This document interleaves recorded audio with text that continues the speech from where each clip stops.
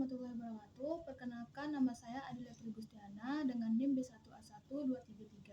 Di video ini saya akan menjelaskan perihal artikel yang berkaitan dengan hukum lingkungan internasional dengan dosen pengampu Bapak Budi Ardianto SHMH.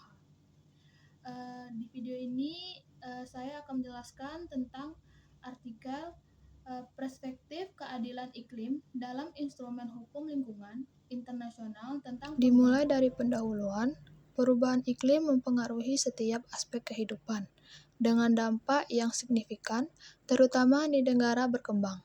Konvensi Kerja Perserikatan Bangsa-Bangsa tentang Perubahan Iklim atau UNFCCC menunjukkan komitmen internasional untuk menangani kasus ini. Namun masih banyak tantangan dalam implementasinya. Dampak perubahan iklim. Studi menunjukkan bahwa banyak negara, terutama di Afrika dan Asia, akan menghadapi peningkatan krisis air dan pangan akibat perubahan iklim.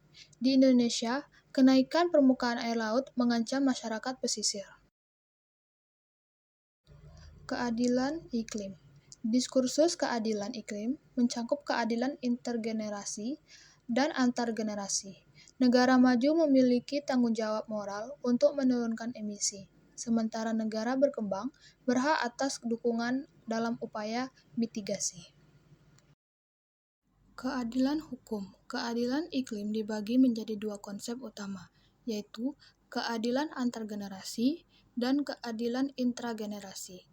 Keadilan antar generasi menekankan hak generasi mendatang untuk lingkungan yang baik, sementara keadilan intragenerasi berfokus pada distribusi sumber daya dan dampaknya di antara kelompok-kelompok saat ini. Instrumen hukum internasional. Protokol Kyoto, meskipun menjadi langkah penting, gagal mencapai hasil yang diharapkan karena kurangnya komitmen negara maju. Kebijakan penanggulangan perubahan iklim seringkali menguntungkan negara maju, sementara negara berkembang tidak mendapatkan perhatian yang cukup. Kesimpulannya, keadilan iklim harus menjadi fokus dalam perjanjian internasional, memastikan bahwa semua negara, terutama yang paling rentan, mendapatkan perhatian dan dukungan yang adil. Keterlibatan aktif negara berkembang diperlukan untuk menciptakan solusi yang berkelanjutan dan adil. Keadilan iklim harus menjadi fokus dalam pengembangan kebijakan internasional. Upaya untuk mengatasi perubahan iklim perlu melibatkan partisipasi aktif dari semua negara, terutama negara-negara berkembang, untuk memastikan keadilan bagi semua generasi. Artikel ini menyoroti pentingnya keadilan dalam konteks perubahan iklim dan perlunya kerjasama internasional yang lebih adil.